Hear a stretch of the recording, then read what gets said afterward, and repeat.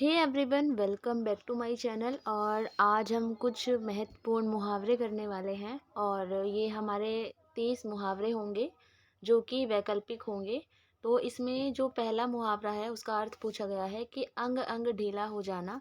तो ये सभी को पता होगा क्योंकि हम लोग बचपन से इसे पढ़ते आ रहे हैं। तो इसका जो उत्तर हो जाएगा वो हो जाएगा क, बहुत थक जाना। अंग अंग ढीला हो जाना मतलब होता है बहुत थक जाना।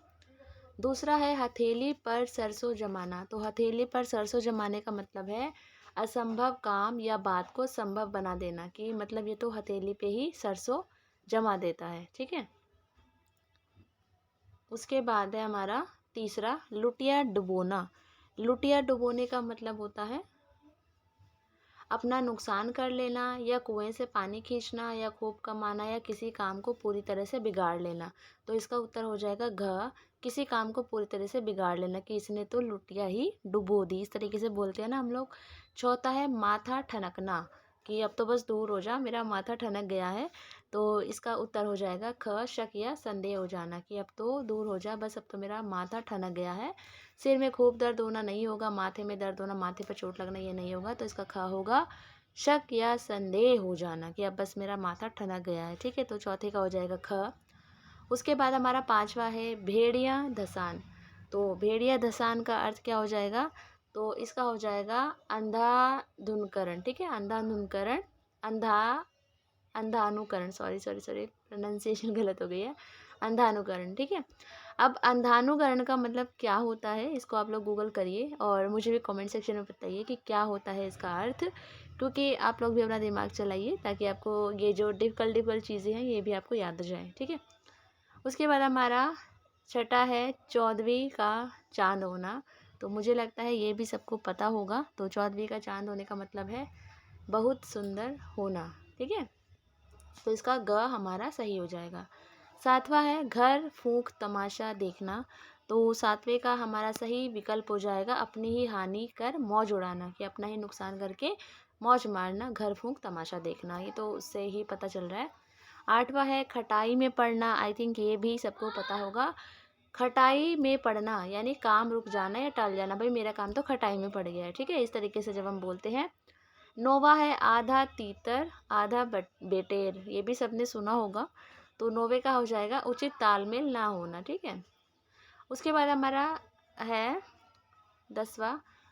नीचे वाक्य में आपको ये रेखांकित मुहावरे का प्रयोग किया गया है और उनके 4 विकल्प दिए, आपको सही चुनना है। ठीक है, तो यहाँ है कि रमेश ने झूठा बहाना बनाकर कार्यालय से छुट्टी ली और मैच देखने चला गया। वहाँ उसके बॉस भी बैठे हुए मिल गए। जब दोनों की नज़रें मिली तो रमेश शर्म से पानी पानी हो गया। तो यहाँ आपको बताना है कि शर्म से पानी पानी होने का क्या अर्थ होता है।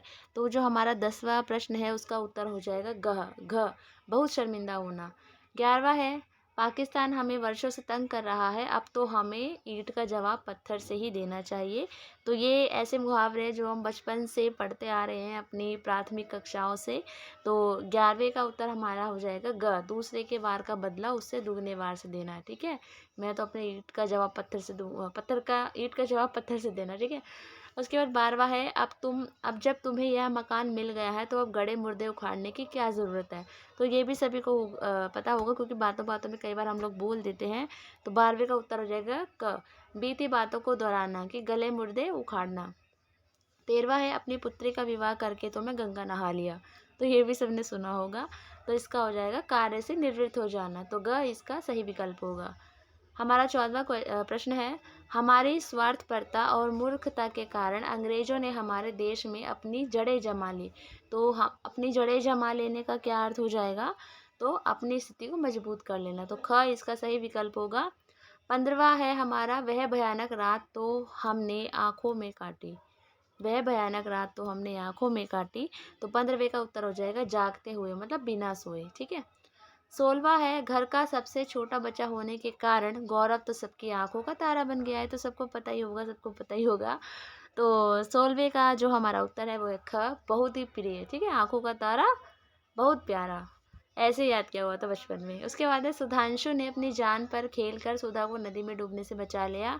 तो यहाँ पर जो हमारा 17 है, सत्रहवें का हमारा जो सही विकल्प होगा, अपने प्राणों की परवाह किए बिना, ठीक है, अपनी जान पर खेल कर किसी की जान बचाना, यानी अपने प्राणों की परवाह ना करना, ठीक है।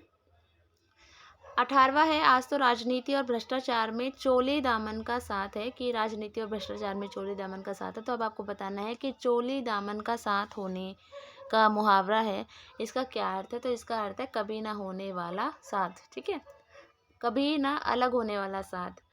उसके बाद है ये, यहाँ पे आपको कुछ वाक्यांश या भाव दिए जा रहे हैं और उनके लिए मुहावरों के 4 विकल्प है, तो आपको सही ढूंढना है। यहाँ पे युद्ध में लड़ते लड़ते मारे जाना, ढेर हो जाना, डेरा उठ जाना, वीर गति को प्राप्त हो जाना, या चिराग गुल हो जाना, तो सबको पता ही चल गया होगा।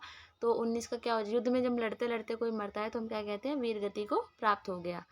20वां है, बुरी तरह पराजित होना। तो बुरी तरह पराजित होने का क्या अर्थ होता है, तो इसका होता है हमारा 20वें का ग, मुँह की खाना, ठीक है। थोड़ा पाकर सारे की इच्छा करना, तो हमारा जो 21 है इसका आपको बताना है कि थोड़ा पाकर सारे की इच्छा करना, तो इसका है उंगली पकड़कर पहुंचा पकड़ लेना, ठीक है। जो व्यक्ति मूर्ख हो, तो जो व्यक्ति मूर्ख हो तो हम उसके लिए क्या यूज़ करते हैं, तो 22वें का है हमारा घ, बछिया का ताऊ। अब आगे है, आपको ये सही मुहावरों का चयन करना है, ठीक है। मुंशी प्रेमचंद उपन्यास सम्राट कहे जाते हैं, कथा क्षेत्र में उनका लेखन अति उत्तम है। तो इसके लिए आपको बताना है, तो 23 का हो जाएगा हमारा ख, ठीक है, कि मुंशी प्रेमचंद उपन्यास सम्राट कहे जाते हैं, कथा क्षेत्र में उनका लेखन अति उत्तम है, मतलब कथा क्षेत्र में वो कलम तोड़ते हैं, ठीक है। इस तरीके से हमने मुहावरा यहाँ पे प्रयोग किया है। अब ये रेखांकित तो इन्होंने किया नहीं है, रेखांकित वाक्यांश, तो मुझे तो यही लग रहा है कि लेखन उत्तम होना, उस तरीके का कुछ बताया हुआ है। उसके बाद हमारा 24वें प्रश्न का प्रश्न है हमारा, उसके शांत स्वर ने माधव के क्रोध को और भी अधिक बढ़ा दिया। तो उसके शांत स्वर ने माधव के क्रोध को और भी बढ़ा दिया, तो आग में घी डालना, ये सबको पता ही चल रहा होगा, ठीक है। तो ख इसका उत्तर हो जाएगा। उसके बाद हमारा 25वां है, भ्रष्ट नेताओं के कारण कांग्रेस चुनाव हार गई। तो भ्रष्ट नेताओं के कारण कांग्रेस चुनाव हार गई। तो उसके बाद हमारा है जो 25 है, इसका उत्तर हो जाएगा ख, कि लुटिया डूब गई। मैंने नौकरी के लिए बहुत कोशिश की पर हाथ कुछ भी नहीं आया। तो मैंने नौकरी के लिए बहुत हाथ पैर मारे, ठीक है, यही होगा इसका 26वें का। मैंने नौकरी के लिए बहुत हाथ पैर मारे, या हाँ खून पसीना, मुझे लगता है ये वाला ज़्यादा बेस्ट ऑप्शन है, खून पसीना 1 कर देना, ठीक है, कि मैंने नौकरी के लिए खून पसीना 1 कर दिया पर मेरे हाथ कुछ भी नहीं आया।